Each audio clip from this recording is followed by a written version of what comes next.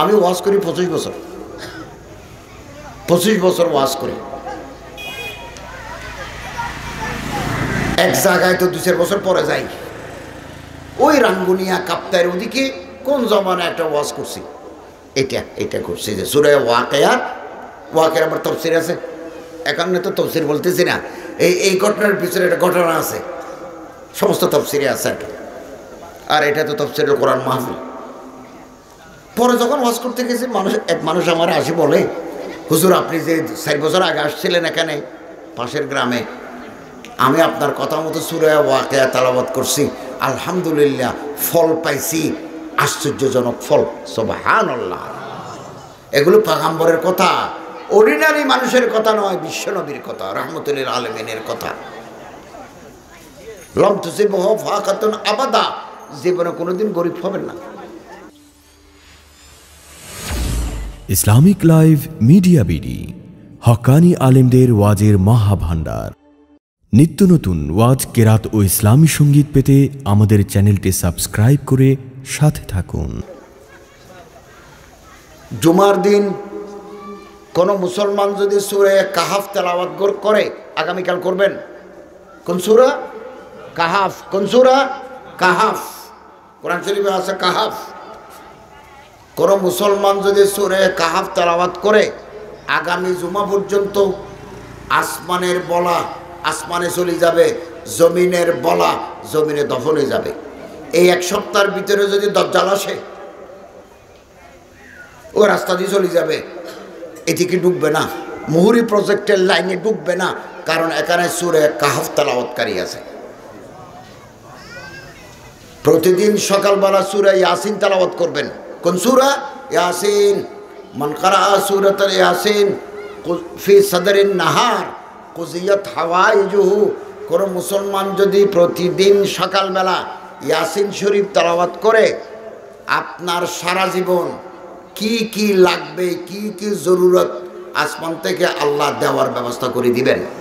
মান ক্বারা সূরাতুল ওয়াকিয়া কুল্লা লাইলাতিন লাম তুসিবহু ফাকাতুন আবাদা।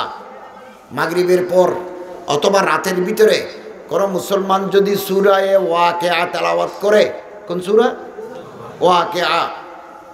লাম তুসিবহু ফাকাতুন আবাদা, জীবনে কোনোদিন গরিব হবেন না, বাতে পানির কষ্টে পড়বেন না। আমার এই কথাটা আপনি আজ থেকে আমল করে দেখেন।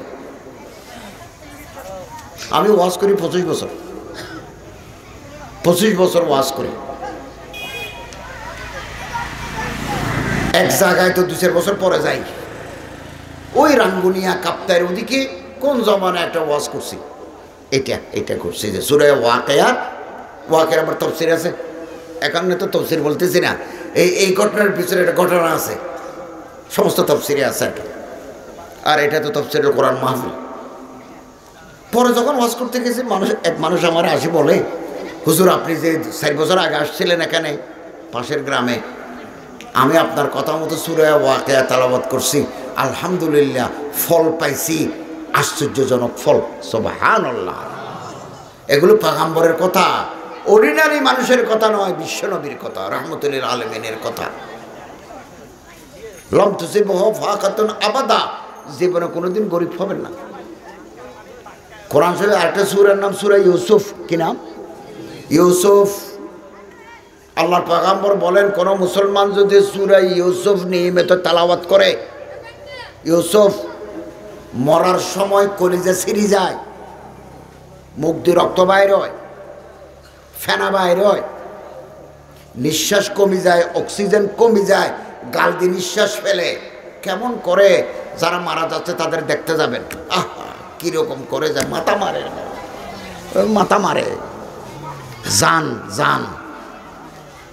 জান চলে যাওয়ার সময় কাপড়ে চোপড়ে প্রস্রাব করে দিয়ে শরীরের বাঁধন খুলে যায়, বাঁধন ছিঁড়ে যায়, কলিজা ছিঁড়ে যায়। সূরা ইউসুফ যারা তেলাওয়াত করে, কোনো কষ্টের ব্যাপার নয়, কোনো কষ্ট নাই। আল্লাহ তাআলা মওত মৃত্যু আসান করে দিবেন। নিত্য নতুন ওয়াজ, কেরাত ও ইসলামী সঙ্গীত পেতে আমাদের চ্যানেলটি সাবস্ক্রাইব করে সাথে থাকুন।